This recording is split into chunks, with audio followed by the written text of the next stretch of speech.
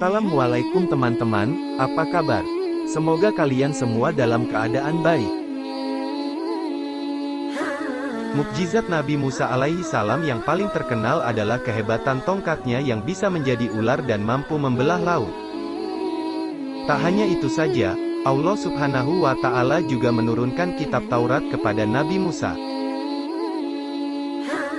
Nabi Musa begitu sabar dan memiliki keteguhan hati menghadapi kezaliman Fir'aun. Sifat inilah yang membuatnya masuk dalam golongan Nabi dan Rasul Ulul Azmi. Raja Fir'aun itu dikenal sebagai pemimpin yang sewenang-wenang menindas penduduknya, sombong, suka memperbudak dan memecah belah penduduknya, serta mempekerjakan penduduknya dengan kerja paksa. Satu kali, Fir'aun pernah bermimpi, ada api yang datang dari Baitul Maqdis yang membakar negeri Mesir, kecuali rumah-rumah kaum Bani Israel. Akibat mimpi itu, Fir'aun mengumpulkan para peramal dan ahli sihir untuk menanyakan arti mimpi tersebut. Para peramal pun mengartikan mimpi itu bahwa akan lahir seorang bayi laki-laki dari keturunan Bani Israel yang akan membinasakan penduduk Mesir. Mendengarnya, Fir'aun jadi merasa sangat ketakutan. Ia akhirnya memerintahkan, apabila ada bayi laki-laki yang lahir dari kalangan Bani Israel, untuk segera dibunuh. Dan Musa lahir, pada saat perintah pembunuhan terhadap bayi laki-laki berlangsung. Ibunya yang takut dengan keselamatan anaknya itu, memilih menjauh, dan mencari tempat yang aman dari jangkauan tentara Fir'aun. Subhanahu wa Ta'ala, mengilhami ibu Musa untuk menyusuinya, dan meletakkannya di dalam peti kemudian ditaruh ke sungai.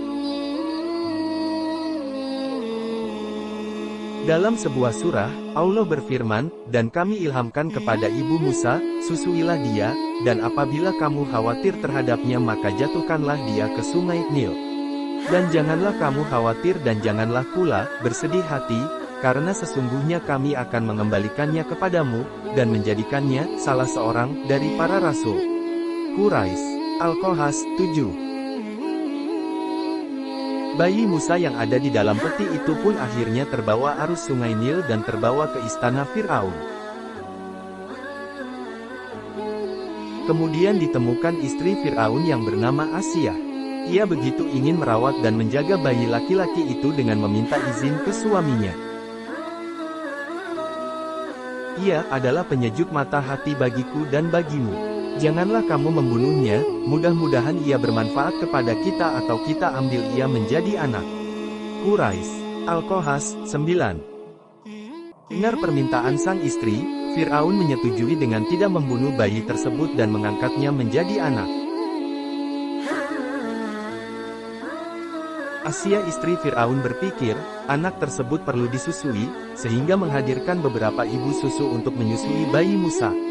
Sayangnya, bayi Musa menolak pemberian susu ibu-ibu tersebut.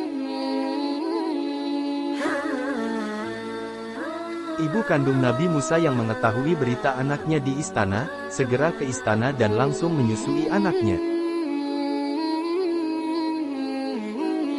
Ketika sudah dewasa, Nabi Musa dan para pengikutnya begitu bersabar menghadapi Raja Fir'aun selama bertahun-tahun. Bahkan, Fir'aun begitu sombong mengaku dirinya Tuhan.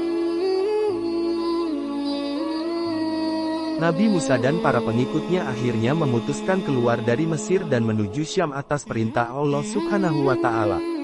Kemarahan Fir'aun semakin memuncak ketika mendengarnya. Ia mempersiapkan pasukan tentara untuk mengejar Nabi Musa dan para pengikutnya.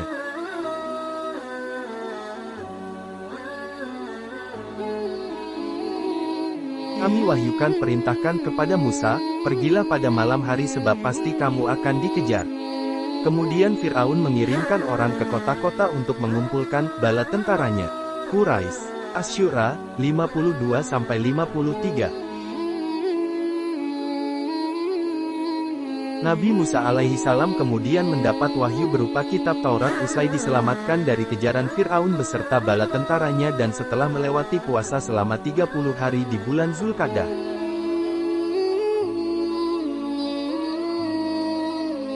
Dan telah kami janjikan kepada Musa, memberikan Taurat, sesudah berlalu waktu 30 malam, dan kami sempurnakan jumlah malam itu dengan 10 malam lagi, lalu sempurnalah waktu yang telah ditentukan rapnya 40 malam.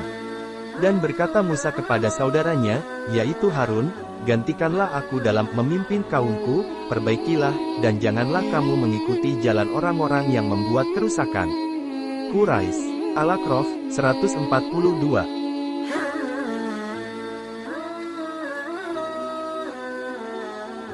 Terima kasih sudah menonton, semoga kita semua diberkati Allah Subhanahu wa Ta'ala. Dan sampai jumpa di kesempatan lain.